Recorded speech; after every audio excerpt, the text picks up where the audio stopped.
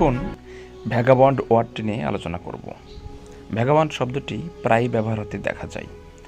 Viewers, চ্যানেলটি যদি subscribe না করে থাকেন তাহলে চ্যানেলটি সাবস্ক্রাইব করুন এবং বেল বাটন অল করে দিন, যাতে পরবর্তী এরকম ভিডিও আপনার কাছে খুব সহজেই পৌঁছে যায়। ভ্যাগাবন্ড শব্দের বাংলা অর্থ ভবঘুরে, ভ্রমণ পিয়াসী, যাযাবর, নিষ্কর্মা লোক। ভ্যাগাবন্ড শব্দটি অ্যাডজেক্টিভ।